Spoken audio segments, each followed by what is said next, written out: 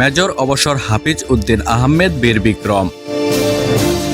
তিনি শুধু একজন রাজনীতিবিদ নন, তিনি একজন মুক্তিযোদ্ধা।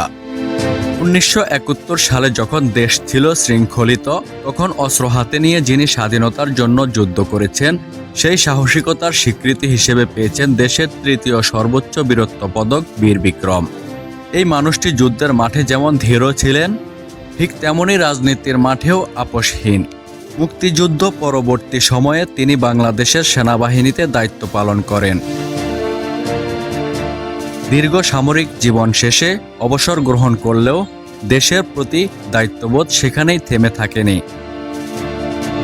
জাতির সংকট, গণতন্ত্রের প্রশ্ন আর মানুষের ভোটাধিকারের বিষয়টি তাকে টেনে আনে রাজনীতির অঙ্গনে।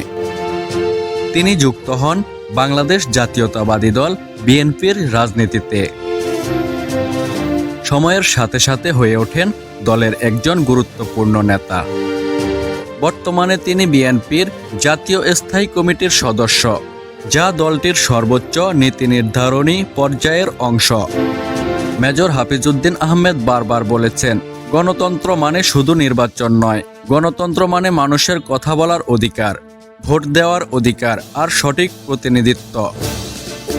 ভোলা জেলার লালমোহন ও তজুমউদ্দিন নিয়ে গঠিত ভোলা 3 আসন তার রাজনৈতিক জীবনের একটি গুরুত্বপূর্ণ অধ্যায়।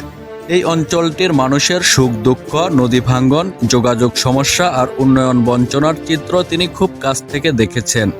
বর্তমানে তিনি আবারও ভোলা 3 আসন থেকে বিএনপির এমপি প্রার্থী হিসেবে নির্বাচন করছেন। মাঠে নেমেছেন সরাসরি মানুষের কাছে।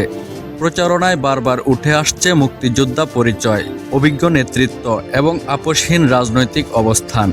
রাজনৈতিক বক্তব্যে তিনি স্পষ্টভাষী। বর্তমান রাষ্ট্র ব্যবস্থা, নির্বাচন পদ্ধতি, গণতন্ত্রের ভবিষ্যৎ সব বিষয়ে তিনি প্রকাশ্যে নিজের অবস্থান জানান। তিনি বলেছেন, ভোটাধিকার হরণ হলে দেশ আরও সংকটে পড়বে।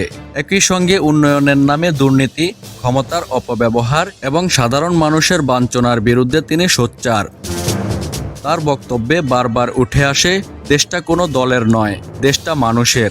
মেজর অবসর হাফিজ উদ্দিন বীর বিক্রম তাই শুধু একজন প্রার্থী নন, তিনি একটি সময়ের সাক্ষী, একটি যুদ্ধের যোদ্ধা এবং একটি রাজনৈতিক দর্শনের প্রতীক। ভোলা 3 আসনের মানুষ এবার কাকে বেছে নেবে? একজন অভিজ্ঞ মুক্তিযোদ্ধা নেতাকে নাকি অন্য কোনো পথকে? এই সিদ্ধান্তই বলে দেবে আগামী দিনের রাজনীতির দিক নির্দেশনা।